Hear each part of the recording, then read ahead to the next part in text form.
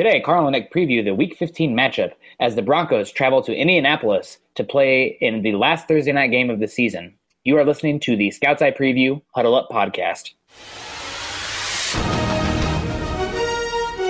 Welcome to the Huddle Up podcast, your go-to show for all things Broncos.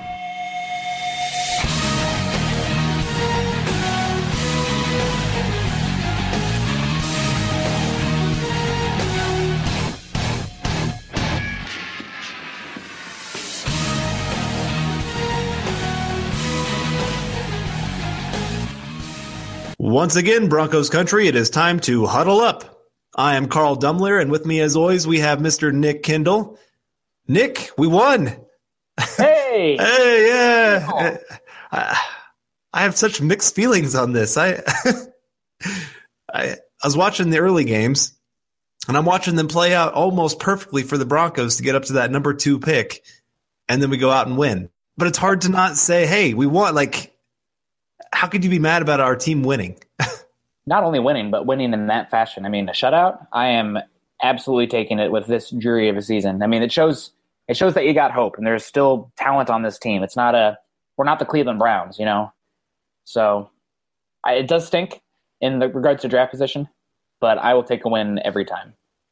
I'm with you. And especially, I'm not trying to get too much into the draft side of things, but we've both kind of heard Darnold's probably not coming out.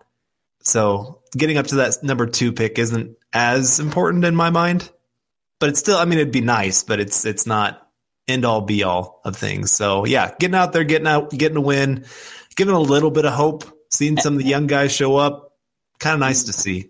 Ending that losing streak was big. That was time to end that.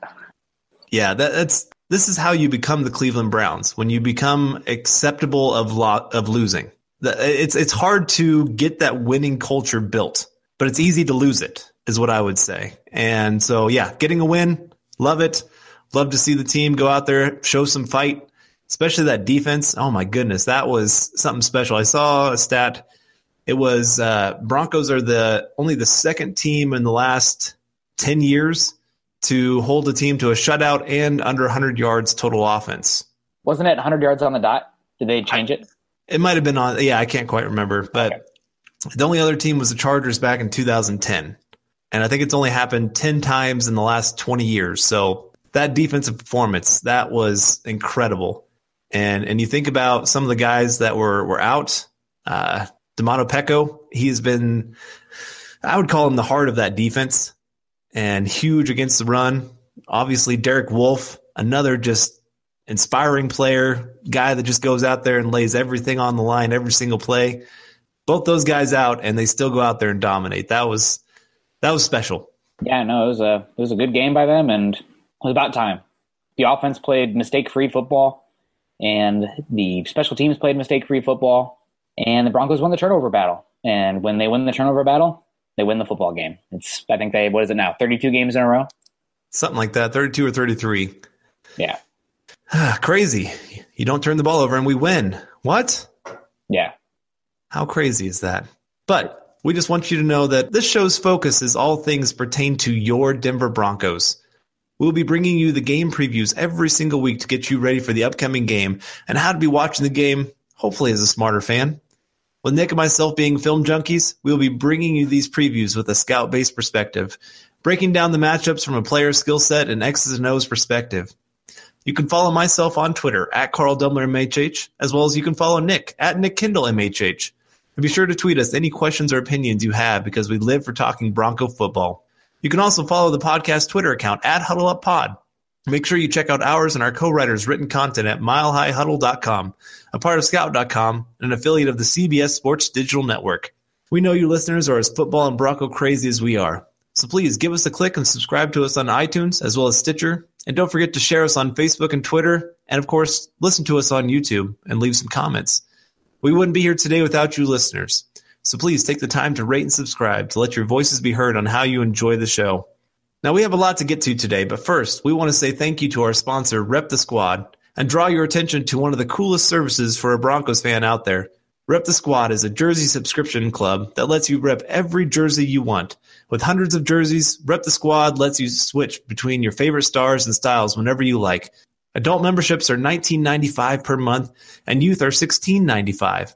New jerseys arrive fresh and clean in 2 to 3 days. It's like Netflix for jerseys. Rep the Squad allows you to rep the Orange Crush all season long, no matter if it's the home jerseys, away, or alternate. Free shipping both ways, and you can cancel anytime. Use the promotion code HUDDLE, that's HUDDLE, to get 50% off your first month at repthesquad.com. That's promo code HUDDLE at repthesquad.com. Now, this might be a good time to bring up the alternate jerseys. I remember teams were playing, but they had green and red, and it looked like a Christmas tree out there. But I think they had a problem where people who were colorblind actually couldn't see the players. Yeah, that was Bills Jets, I think. Was that it? Okay. Yeah, that was pretty bad. But they've made corrections to that. So, again, this is an opportunity to go get some unique jerseys, and you don't have to keep them. You can rent them, send them back after a couple games, whatever you want to do. Rep the Squad. That's a great subscription. I always love it, especially NFL. Teams are changing players left and right. Our Broncos team going to be changing players pretty quick, and it's hard for me to wear a Broncos jersey for a player that's not on the team anymore. Yeah, absolutely. I still have a whole bunch of former quarterback jerseys just hanging up in my room at my parents' house. So those guys kind of came and gone pretty quickly there.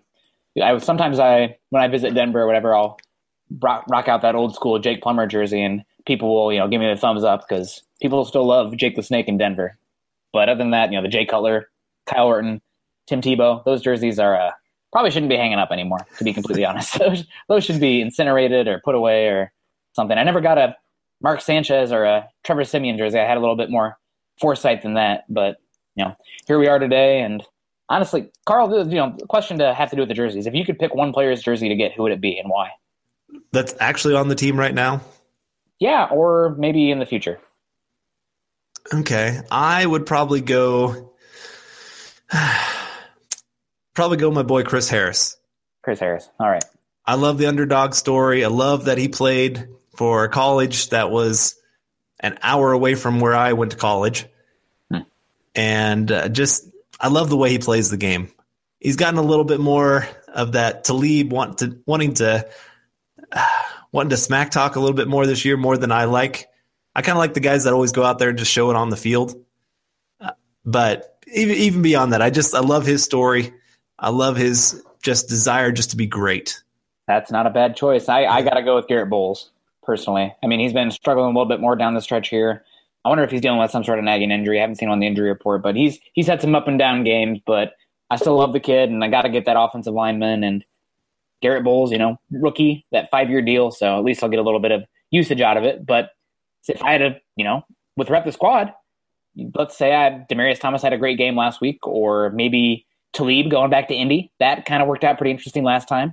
Maybe I'd get that Talib jersey just to ruffle a few feathers, not poke any eyes out, but ruffle a few feathers. There you go. Oh, goodness. Yeah, I forgot about that. I was at that game. Were you? I did not. I was at the game with my best friend and my dad. My dad's a big Bronco fan like me, and my best friend's a big Colt fan. Unfortunately, we lost that game. I think that was our first loss of the season. That was the game that we pretty much killed Andrew Luck to, and I gave that lacerated kidney after that or something like that. But anyway, after the game, we went out to a bar kind of on the other side of town. It was like Ale Emporium or something. And because I'm a big craft beer guy, as you know, the waitress comes up to us like it's a Colts player that's in the room next to us. And we're like, oh, cool, who is it? Dwayne Allen. He just got his eye poked. I'm like, oh. So I went over and said, I'm sorry for the eye poke. I hope you're doing okay. He looked okay. He wasn't, bleeding from the eye or anything. But it was seriously Dwayne Allen. And my buddy and I got a picture with him and shook his hand.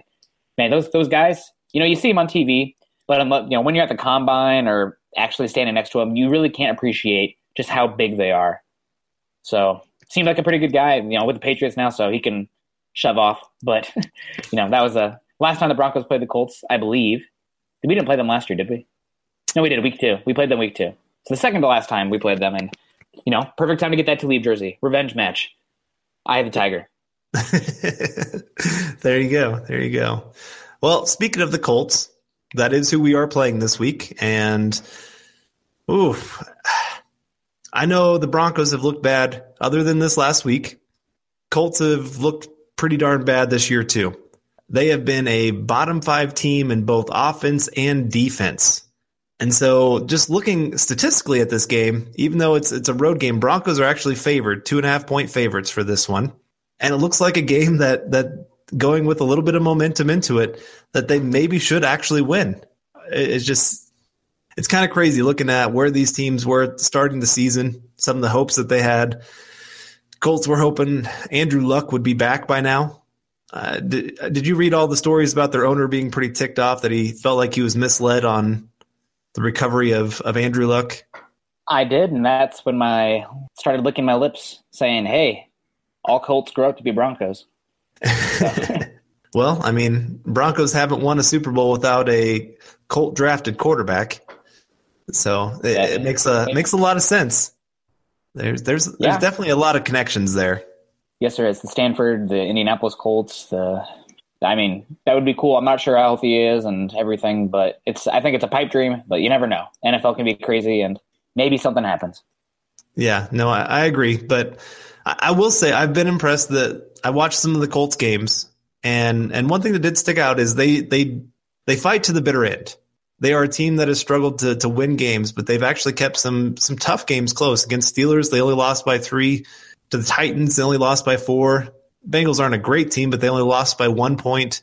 This last week in the snow-covered Bills game, that Vance Joseph said that they tried to watch the tape and got nothing from, which honestly, it would be pretty tough to get much from that because you're just trying to survive that game is what I would think. And we got to see Frank Gore. He had 36 carries. How old is that man? Older than how many carries he had. Oh my goodness. That man, he just continues to keep going. I'm always impressed by him. Do you think he's a Hall of Famer? Oh man. That's been popping up this week. It has. I would say no. I know probably he will get in because of the longevity and he's been good for a while and passing those records, but I don't know. I like guys who are a little bit more dominating than he has ever been. I get the longevity argument, but was he ever really a top 5 back in the league at any one time?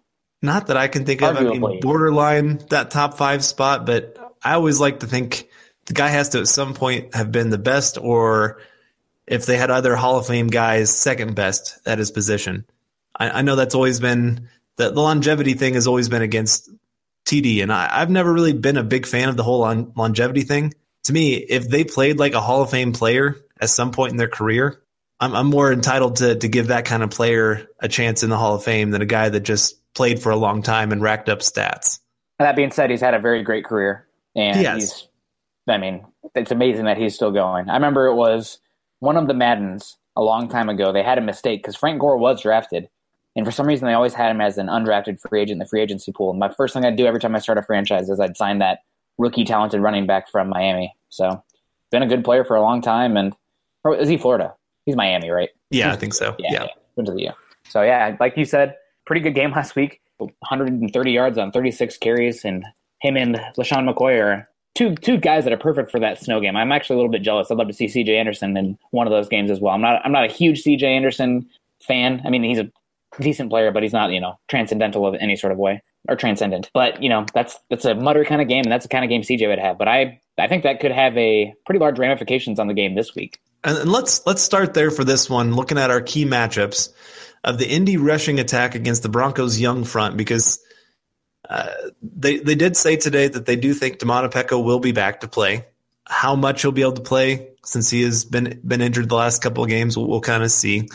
But Wolf is out, so that means Shelby Harris and Zach Kerr are going to get a lot more time on the field, especially Gotsis is still banged up too. He's on the injury report. And so how much do you think those 36 carries are going to factor into this one?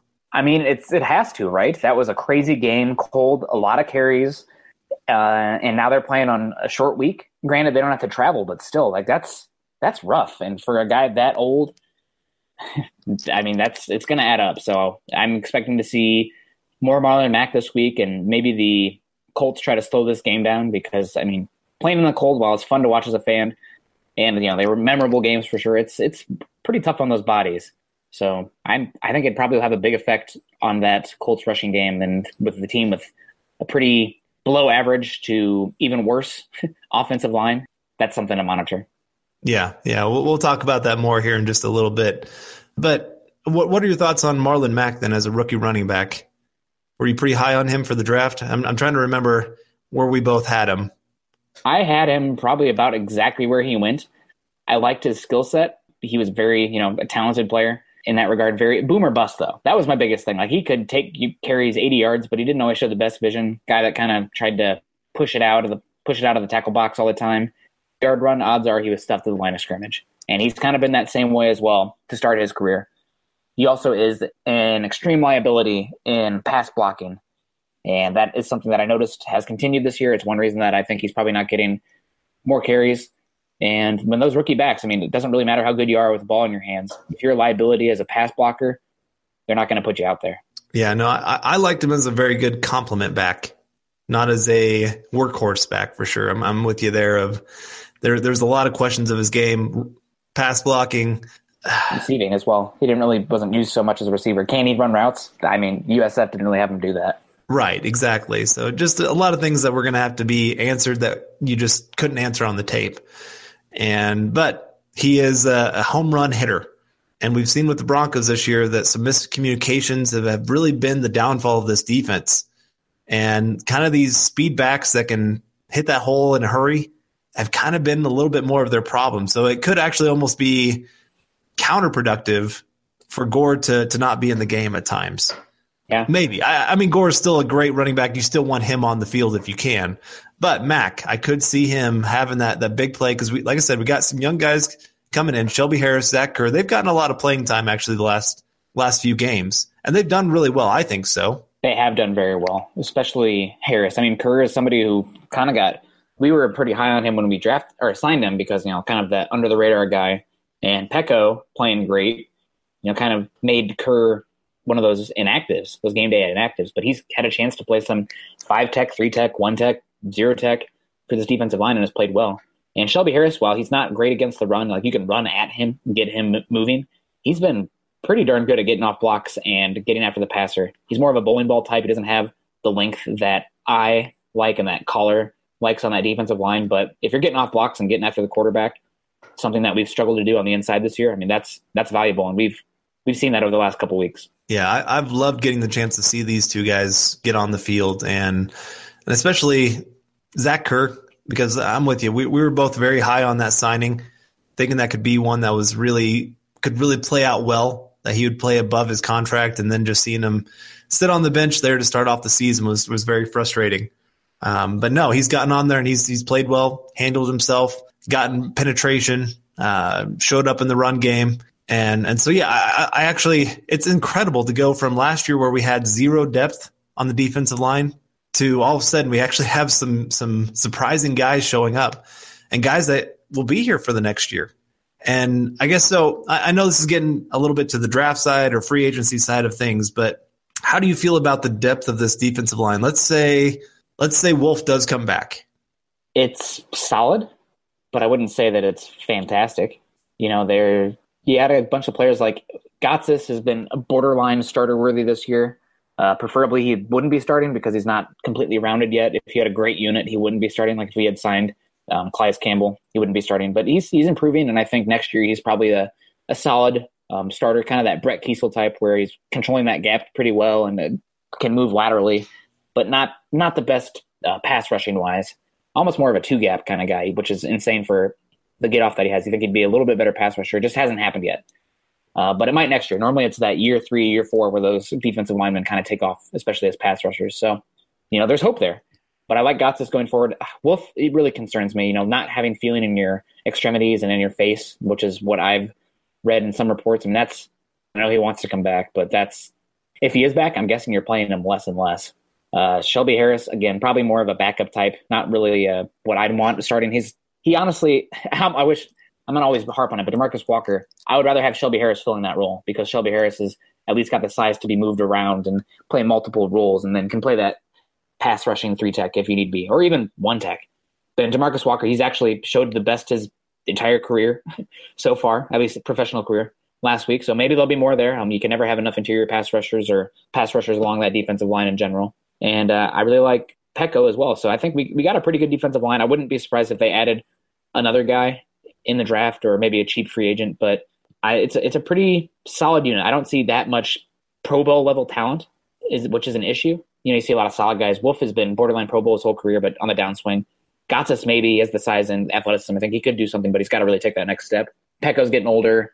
Kerr, solid, but not Pro Bowl. So it would be nice to get another blue chipper guy where you have to have attention to him on the inside. But if the Broncos wanted to punt defensive line for 2019, which is going to be one of the best defensive line draft classes over the last decade, in my opinion, that wouldn't be the worst decision.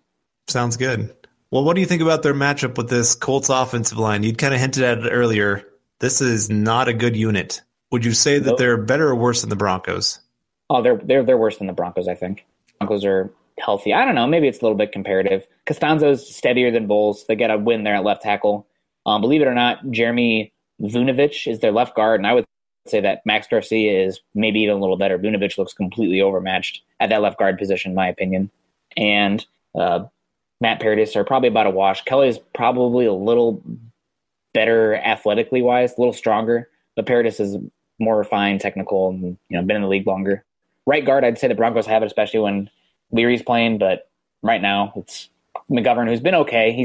I wouldn't say he's been great, but he's been, about what you'd expect for having to go against Ndamukong Suh and then go against Wilkerson and Leonard Williams. So he's had some tough matchups, but I would say, especially when Leary's healthy, the Broncos win that right guard spot. And then right tackle, this is insane, but Donald Stevenson's been playing pretty good football the last 2 weeks. He's earned himself some money, which is very frustrating because right tackle's been such an issue for the Broncos. But yeah, according to Pro Football Focus, even I think he was our number one graded player on the entire team last week. Did you know that? I didn't see that, but oh my goodness. That guy, he is one of the more frustrating players because you look at him physically and you think, hey, this guy physically built looks like a good player. And then so far, until these last couple games, he's done jack squat for the Broncos. And then, of course, when we're out of the playoffs and he's getting ready to hit free agency, all of a sudden he shows up and starts playing decently. I'm going, where? Oh, my goodness. It's frustrating. Granted, the Jets' edge rushers are garbage, but still, he had an 81.9 overall grade, according to Pro Football Focus, 84.1 pass grade, and only allowed one pressure, which was a sack, but had a good game. And it's, gosh darn it, Stevenson. Like right when he's about to hit free agency again, terrible tackle class. I would be surprised, but watch some team pay him a deal more than the Broncos paid for him, just out of desperation. They're going to cling on these last few games. Well, you look at this last year and how much teams were paying for average talent at the position. It was just crazy. It's good to be a tackle right now because there's so few good ones that teams will just go crazy even for average ones. I mean, look at the Broncos with Watson. With Watson. I mean, they paid him pretty good money. Not top tier money like some of the other guys were paying for other guys, but still pretty good money for a guy that hadn't really shown much in his career so far. And so even if a player shows even the hint of promise, they were getting paid pretty good money. So Stevenson, if he keeps it up over the next couple games, he could be making some decent money for himself and then go and hopefully disappoint another team. Yeah. Maybe we can get a comp pick for him. At least we'd get something from him. Yeah, the first time. Although, again, he's been playing good. So I would say that the Broncos offensive line, when Leary is playing and healthy, I would give the Broncos offensive line the nod. I can't disagree with you there. This is again where when you start watching other teams around the league, you just start seeing, oh my goodness, it is just this bad right now in the NFL. Offensive line play is just so terrible. I just can't believe that it's fallen off this much over the last 10 years. Yeah, I agree with you. And one thing, I mean, you obviously have the NFLPA agreement where padded practices are way down, and that messes with the cohesiveness of the unit and everything like that. And players are coming from a spread system in college, so they're not really pro ready, et cetera, et cetera. But one thing I'm appreciating more and more is that offensive line, if you have the best left tackle in football, it helps. But it's one of those things where it's not totally this, extreme, but like those units normally are about as good as their worst player. So if you have a guy that's an absolute liability, even if the other four are solid, you're going to have issues because it's just that one guy is going to get picked on, and it can make the other guys, if they're doing a great job, all it takes is that one pass rusher getting through to mess everything up. So Broncos right now, I'd say you're probably okay at left tackle or one of the tackle positions. Depends what you do with Bulls. Center position, whether it be McGovern or Paradis, if for some reason Paradis is moved in the offseason, and then one of the guard positions. So you have two more that you got to address, but I still feel like the team's at least heading in the right direction in that regard. Yeah, they've finally devoted some decent resources to figuring out the offensive line, and it's going to pay off eventually. Maybe not quite yet, but it'll get there. But we better keep moving along here. And I want to talk about maybe this is kind of a really fun matchup. Even if they don't have Andrew Luck throwing the footballs, I love the receiving core of Indy. And so their matchup against the Broncos secondary, who had a great game with Talib coming back, and you already hinted at it of Talib and his history a little bit with the Colts. But I really like these weapons here. T.Y. Hilton, probably one of the more underrated wide receivers in the game right now. Really mentioned among those top 5, top 7 receivers, but he's put up some pretty darn good numbers. Yeah, he's dynamic. He's really fun. He can play inside, outside, and slot. That was a home run pick by the Colts. Their former general manager didn't have many home run selections, unless Andrew Luck was an obvious gimme. But that one was a hit, and I agree with you. I'm not sure. The reason I'm not as big on Hilton probably is because I like wide receivers. I like to run the ball between the 20s, and then once you get in the red zone, you need to have some size for the red zone, and that's something that Hilton will just never have. But still, you talk about a guy that can play inside, outside, and be a threat underneath that can take it 80 yards or beat you over the top. That's Hilton. So very good player. I would argue that he is top 7. I wouldn't have him in my top 5, but top 7, probably top 10 for damn sure. Yeah, he's not in my top 5 either, but again, just a guy that can go out there and do so many things. I remember that, was it the 2014 playoffs? Against the Chiefs? Well, I was thinking... you're talking about the one where we played him. Yeah, and he just destroyed Talib. Yes, he did. Now, these are the kind of receivers that Talib struggles with, those quick twitch guys that can get away from the physical play of Talib. They should have had Harris on him. That was a huge mistake by the Broncos there. But hell, even Roby. Yeah, exactly. Those are the better quick twitch kind of guys to go against those guys. But no, I love T.Y. Hilton. I love that kind of game. Those are my kind of wide receivers. I like the guys that can get open within a second, especially with today's offensive line play. This is what I want to see, is a guy like T.Y. Hilton. But right now he's got 43 receptions, which isn't great, but 811 yards on those 43 receptions. 12 catches of 20-plus yards. So, again, with the Broncos sometimes struggling with miscommunications, this is one of those players that can go out there and have a big game against this kind of secondary. And he's got a nice complementing piece. Dante Moncrief, I was pretty high on him coming out of the draft. He's not put up huge numbers this year, but again, they've had subpar quarterback play. It's kind of like Demaryius Thomas and Emmanuel Sanders. When they have a good quarterback, they can be a top 3 wide receiver duo. You don't have a great quarterback, not much they can do. Yeah. And then finally, the other big weapon they have is Jack Doyle. He's been kind of a crazy find for the Colts. He's got 64 catches, 564 yards, 3 touchdowns, and 4 plays of 20-plus yards. You think about, they drafted those 2 tight ends when they took Andrew Luck. Both of those guys are gone. And now they bring in Jack Doyle, who's probably actually played better than either of those guys. Yeah, Doyle's been a really good player. The Western Kentucky, they've put out some tight ends in the NFL recently. But yeah, another Western Kentucky product, 6'5", 6'6", 250, plays that H-back role as well for them. And he's been really good. I've been able to get Jack Doyle many a times on the waiver wire as a tight end streamer. And, he's, at least early in the season, when people didn't believe in him, but he's put up good numbers. He's a pretty good blocker as well. More of a receiver than a blocker, but good player. And I think that's somebody the Broncos, if they're going to win this week, that might be my key matchup, the guy to go against, because Doyle has a pretty good connection with Brissett player, and the Broncos have, surprisingly, we've never heard this before, they struggle against tight ends in the pass game. Now, I will say they did actually really good last week against the Jets. I mean, they did good against everybody, but they held Austin Seferian-Jenkins, there we go, to 1 catch for 1 yard. Their best performance against a tight end probably in the last, 3-4 years? Probably up there. The thing is, watching that game, he was open a fair amount of time still. He just bad placed footballs or just dropped it. There was some issues, but they did have some contested catches, but they were trying to get it to him. So good job to the Broncos, and good to get a little bit of luck, I guess, as well. I think he had 6 targets. Yeah, sometimes that's what it takes in this league. But yeah, no, I agree with you. I think if there's one guy I've always said this and I hate saying this about the Broncos, but if you are a fantasy guy, go get Jack Doyle if you can and start him, because there's a pretty good chance that if the Colts do anything, it's probably going to be through Jack Doyle. I think the Broncos can handle their run game. I think the Broncos, for the most part, maybe T.Y. Hilton gets one big catch, but I think they can handle him for the most part. Dante Moncrief, I like him, but I don't think this is a great matchup for him. So Jack Doyle, he's going to be that guy that I think could go have 5 catches, 50 yards, 1 touchdown, which it's not huge numbers, but it's still pretty good for a tight end. If you can get a touchdown, you did your job as a tight end in fantasy.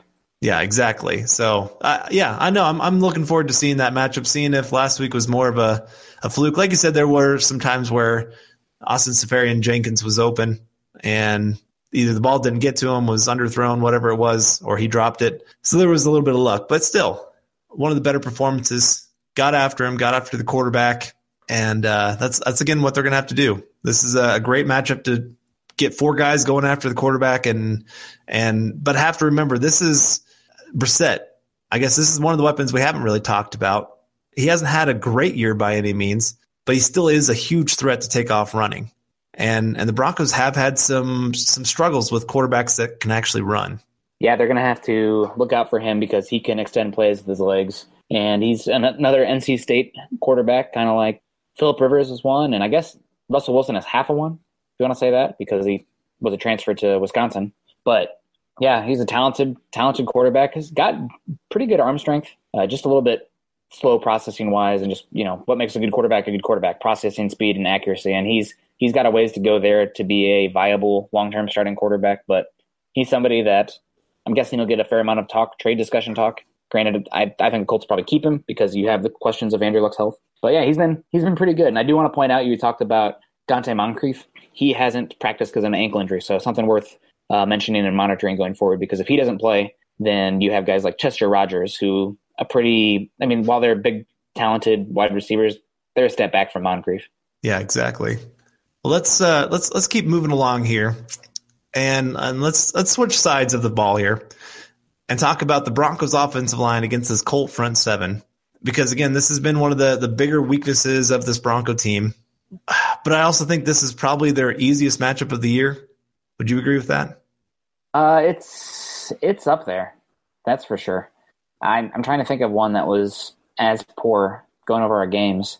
I don't know. I guess because the Raiders have Mac, that puts them above, but the Raiders front seven is pretty bad as well. So yeah, I guess I'd go with this one. This is a bad front seven. Yeah. The only player that I feel like is decent quality starter would be Jabal Sheard. Yeah. He has 4.5 sacks so far this year, but even there, most of that kind of came in one game against Houston where they actually won the game. So this is a unit the Broncos should dominate. This is Garrett Bowles. I'm going to talk about him here in just a little bit. He's been inconsistent, but this is a game that he should dominate. Stevenson should be able to have another good game. The interior guys should be able to move some guys. You talked about him a little bit earlier. Connor McGovern. He's been decent so far in his 2 starts. Would you say he's done enough to ease the need for a guard in the draft early? I would say no, personally. I think McGovern, what I've seen, he looks a little bit maxed out, which concerns me for the gap power blocking scheme. And I don't know, he's been pushed back a little bit. He's just not getting the push at the point of attack that you want. And I think best case scenario for McGovern, if he wants a starting path, is Paradis being gone. And I'm not sure that happens. If Paradis is gone, then, you move McGovern over, you still have that need at guard. So I don't think McGovern has done enough to make me comfortable with the starting guard position. Now, that said, him coming in, playing well, and offering that versatility to play center or either guard spot, that's good for the depth, but I still think you're looking for a starting guard in the offseason. Yeah, I'm with you. I've been seeing a lot of people online mocking Quentin Nelson to the Broncos in that top 5 pick. And I think you and I are both in the mindset that we'd rather not go that direction. He's a talented guy. He improves the offensive line. I'm not saying that he'd be a terrible pick. There's just maybe bigger positions that you could fill and maybe still find a starter quality guard 2nd, 3rd, 4th, 5th round. Yeah, especially day 2. I think there's some really quality guards that'll be available, especially left guard. So we'll see. We'll save that for the draft podcast. But Will Hernandez from UTEP, very talented. Billy Price played guard and center, probably the first round pick in my opinion, but if he slips, he's uber talented. Probably one of my favorite center prospects that it's come out. Tyrell Crosby, I think, could probably be a guard. Probably better, a little bit better in his own scheme off the bat, but I think he could probably do a good job there. And I really like what I see from Virginia Tech's Wyatt Teller as well. So, and Isaiah Wynn. I think Isaiah Wynn could be a really good guard. A little bit smaller, but man, he packs a punch and can move. So I think if you need a guard, the Broncos could maybe spend some money there, but I think it's a pretty good draft for that position. Yeah, we'll definitely get into that a lot more as we go through the draft process. We got lots of draft content coming your way, both in articles and on this podcast. So you draft people, get ready. We're gonna be hitting you hard here pretty soon. Already are. Yeah, we already are. But get ready for. You're probably gonna listen to this before the draft podcast comes out. But Nick and Eric are gonna break down some incredible running backs today. I won't be able to join them, but I'm excited to listen to what they have to say about those two guys. But focusing here, we like to get on some rabbit holes and go crazy, but focusing on this Indy game, because this is, I didn't mention this earlier, but this is actually a game that has a lot on the line. I would say that there are jobs on the line for coaches, players, for both teams. You have draft position, because if the Colts win, that means Broncos get the higher draft pick. If Broncos win, it keeps moving them down the board just a little bit further. So there's a lot on the line for this game, both good and bad for winning and losing. I think you can look at this and say, if we win, all right, there's some good things to come from that. If we lose, there's some good things to come from that. I'm kind of that eternal optimist, I guess you would say, on some of these things. So I'm torn on what I think of this game. Yeah, I don't know. I guess we'll see what happens. I'm excited for we haven't even talked about it yet, but they're going to use the Skycam. That'll be awesome. Really pay attention to the defensive line and the offensive line, because unless you have the coach's film, you don't really get to see those angles and those matchups as well when you have that broadcast booth angle. But the Skycam, I really love it. I know some people say it's not football, it's different. Well, I'm sorry that I'm on your lawn, old person. But it's fun. And I mean, you're talking about the win and loss and the draft implications. Either way, I want to look at it as the positive side as well. We win, good to get the winning streak. Gosh, we haven't had a winning streak since week 2. That's the truth. And, get this team, back on track, more confidence, not so down in the ditches, maybe starting to buy in some stuff, buy into each other. But if you lose, then you have that, you're helping your strength of schedule, first off, so that helps you in tiebreakers. And then you got a chance for that third pick, maybe the second. I really doubt that the Broncos get the second, but we'll see what happens. But either way, I'm going to look at it as positively as I can. And speaking of the trenches, let's go to our next section here, and the X Factor. And last week I picked my X Factor being Garrett Bowles, just because I thought this would be a game that he would get back on track for the Broncos. And unfortunately, from what I saw, it was still one of those inconsistent games for him.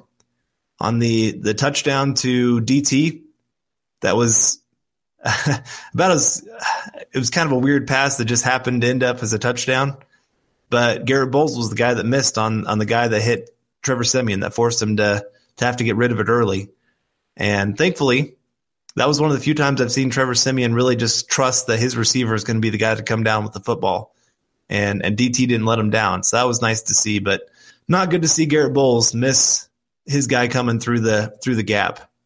So I don't know. Like I said, there just seems to be something going on with him. Either lost a little bit of his confidence, doesn't quite know what he's all doing out there. Injury, something's going on. That he's just not that same player that we saw, I would say, over the first 6-7 weeks of the season. Yeah, he's taken a step back, and playing good defensive lines is one thing, but he was honestly playing better defensive lines earlier in the season and playing better. So I don't know, maybe loss of confidence, getting a little bit sloppy in that technique, or dealing with a nagging injury. That's very possible. I mean, he looked like he was done for the season in the Cowboys game where he got injured, and he came back and played that Bills game the next week. So who knows? But I am hoping to see a little bit of progress down the stretch here from him, because this team needs it, and that would be good for confidence for him going into next year. But I do expect a pretty big step in his play next season. Yeah, I'm with you. Yeah, I'm with you. And so, and I see here you picked Shelby Harris. How do you think he did in this past game? I thought he had another good game. He was not as good as the Miami game, but he was doing a decent job on the ground game. I mean, granted, the Jets' offensive line is a bunch of no names. Seriously, I'm an offensive line guy. I was looking through that. I had to be like, oh, who's that guy again? Oh, that's right. That's a random one. So, I mean, good job for them picking up some obscure ones and building a team that can win some games. What do they have, 5 wins with that terrible offense? That's a testament to the coaching staff, in my opinion. But still, Shelby Harris had a good game, did what he was asked, and filled in pretty nicely for Derek Wolfe. So can't ask for much more from him. I like it. Now this week, I like your name this week. But how about you let our listeners know who you picked? I picked Donald Stevenson. I mean, we talked about it a little bit earlier, he's had 2 good games in a row, and he's going to be going up against Jabal Sheard and Mingo, who are mainly go up against that right tackle and are decent edge rushers. So if Stevenson has a decent game this week, I think, obviously quarterback play is probably the most important to the outcome of the game, but quarterback plays for the Broncos probably most important to that right tackle position. At least it has been past couple seasons. So if Stevenson has a good game and shows why Elway signed him just 20 games too late, gosh darn it, maybe 25 games too late. But yeah, I think that he's definitely the X factor. And if he has a good game, Broncos got a chance to win this. I like it. I went with Devontae Booker. The Broncos have been working harder to get him on the field and put him in that feature role, even over C.J. Anderson. And I'd say he's shown decently. I'd say he's been a decent blocker. He's been a decent runner, and he's been a very plus receiver. And this is just one of those games. I think he could really have that breakout game, go for that 100 yards. I could see him getting 20 carries in this game. Just keep feeding the football and see what he can do. And then also just see him as a receiving threat. The Colts, they've given up the 8th most receiving yards to running backs this year. So yeah, I could see him having a really big game for the Broncos and being a very featured player moving forward. Yeah, I'm hoping he is, because I want to see if he actually can be that primary back, because the Broncos have a chance to bring in a good one in the draft. I mean, we'll be talking about him today, but if Booker shows well and can be that 1A to somebody's 1B and Henderson being that 1C, that's what you want to do. So we'll see. I'm hoping that he shows better and better, because I feel like so far he's really struggled to run between the tackles, and where he does his best work is getting outside, and especially being a receiver as well, which is pretty interesting. But he's got to show between the tackles if I'm going to be comfortable with him as the primary back. I agree. He's a hard runner, but he doesn't always show the greatest vision. And just, I want to see a little bit more of that consistency of finding the right hole and getting the tough yards for this team. I love the way he runs. I love how hard he hits a hole, but just got to see a little bit more consistency from him. I like the player. I really do. I think he could be a really good running back moving forward for the Broncos, but just need to see a little bit more. But let's move on to one of our final sections here, and that is the what to watch for. And last week I said who's returning punts, because if it was going to be McKenzie again, that was pretty much the Broncos saying we are giving up this game and the rest of the season. But they decided to stick Sunshine back there, and he actually had some decent work. Caught every punt, which is the most important part. Also had a 24-yard return, so I was very impressed by him. I could see him maybe even next year being the guy that they decide to go ahead and stick there. Yeah, no, he's played pretty well there. He's not typical what you want from that punt returner. I think he's probably, given my understanding of it, would be a better kickoff returner, just because he has that size and that long speed, as I'd like that punt returner to be. But still, most important thing for that punt returner, goal number 1, secure the football. Isaiah McKenzie didn't do it, and we've seen Taylor do it, so that's good for him. We needed that. And mine was turnovers and field position, and wow, about damn time. Gosh, win the turnover battle, 2-0, and we didn't have really any boneheaded plays on special teams. Not a bad punt, not a mistake in coverage, and just probably the most complete game I've seen them play in a while. I mean, maybe that Dallas game was pretty complete too, but that was a great game by the Broncos, and field position was big. I mean, we still have a top 5, top 3 defense, but when you're constantly putting them behind the 8 ball, you're throwing picks, you're not sustaining drives, you're giving the other team short fields. I mean, the defense is going to eventually wilt. So we saw what happens when you protect them and let them attack, and it was beautiful. If only we could do it every week. Nah, it's a little late for that now. All right. Well, this week, what did you pick for this week? This week, I am going with third down defense. The Colts have some weapons on offense, but they have not run the ball very effectively. So I'm expecting a lot of third and longs, and with that comes pressure, comes chance for picks, and getting the Broncos defense off the field in a hurry. On defense to step up this week and go against the Colts, and that also has to do with maintaining Brissett. Nothing is more, well, not nothing, but there's very few things in football that are more disheartening than playing great coverage, decent pass rush, and then that quarterback sneaks out for a 10-plus yard run on that third down. So third down defense, contain Brissett, get off the field. I like it. Well, this week, it's very much tied to the article that I'm finishing up that I've been talking about for a couple weeks, but I finally finished it up. And because of the camera angle, I think you're going to be able to see this a little bit more. And this is why the Broncos should not get rid of Demaryius Thomas after this season. That it is not his numbers or lack of numbers have not really been his fault. This is, again, where the wide receiver position is so dependent on all the other positions on the field doing well for them to do well. There's very few receivers, I would say that it wouldn't matter who their quarterback was, that they would still do well. I would say Calvin Johnson is a guy that a quarterback could just throw it up in triple coverage, and he's still going to come down with a lot of those. Larry Fitzgerald in his prime. One of those guys that is open no matter what. Yep, exactly. But again, most wide receivers out there, even the really good ones, are still pretty much dependent on a good quarterback and an offensive line that can give them time to get open. And so, again, I think DT has been kind of harped on because of his contract and expectations of what he can bring to the field. But I think he's still doing some really good things. And I still think he's a guy that is worth keeping around. I think he's a great locker room guy from everything I've heard. I think he's a guy that works his tail off. He plays through a lot of injuries that a lot of fans don't even know about. These players, they play through some pretty painful things. I was listening to an interview, and I think I've talked about it on here, from Derek Wolfe. And he was talking about how he had like a bruised kidney. His knee was all jacked up. His hand was all jacked up. Shoulder was all messed up. Of course, then he's dealing with all the nerve issues. And then he's still going out there and playing every Sunday. And I'm going, man, yeah, these guys go through hell. And they still go out there and play for themselves, for their families, for their team, for their communities, for us as fans. So I really appreciate that. But again, DT, he's been a warrior getting out there. I think, what does he have, like 112 straight games? I believe so. Something like that. I mean, it's pretty impressive. So, again, he's a guy I want to keep next year. And I have an article I'm hoping to drop tomorrow, or when this podcast would actually be coming out tomorrow, Wednesday, and show you guys just what he's actually doing on the field. And again, with this camera angle, maybe you'll be able to see him a little bit more of how often he can actually get open on the field. Yeah, that camera angle is really going to help, especially going against a very poor Colts secondary. So he's going to hopefully be open. I mean, obviously, again, going to take the quarterback to get him the football. But, man, one of the best wide receivers, one of the best Broncos over the last 6 years.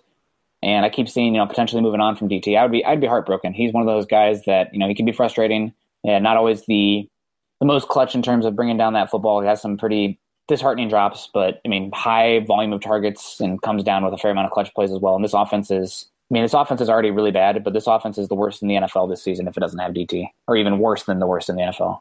So agreed. Definitely would miss him. Yeah, I agree. So again, guy I want to keep around. I think you're going to be able to see why very soon.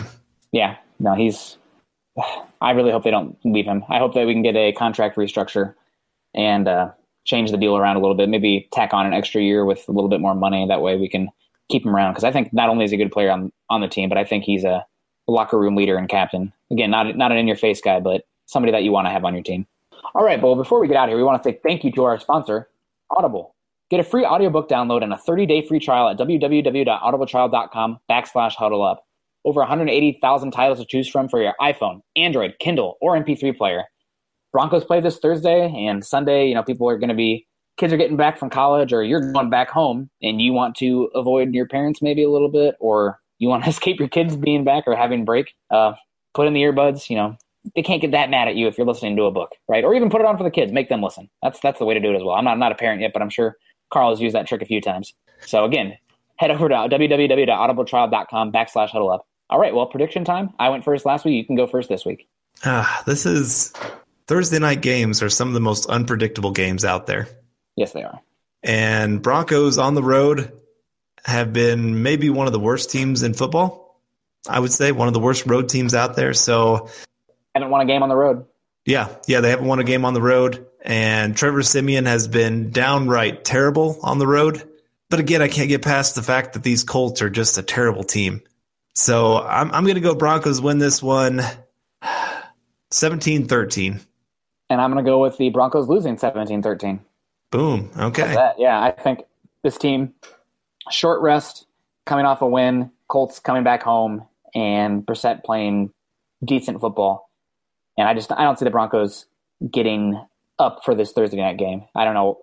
Maybe they will because they have that win last week, although how much emotion should you have coming off a Jets win? I guess that kind of speaks to the season this has been. But, yeah, I think 17-13 loss. Just a little bit higher on that draft order pecking chart over the Colts, who probably want to take the same guy that we want to take. Yeah, that was my fear with this one.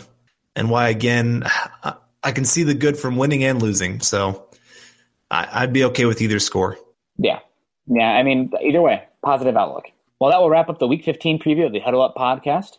You can find Carl on Twitter at Carl Dumler MHH and myself at Nick Kendell MHH, as well as find other Denver Bronco articles on Mile High Huddle, an affiliate of Scout.com and the CBS Sports Digital Network.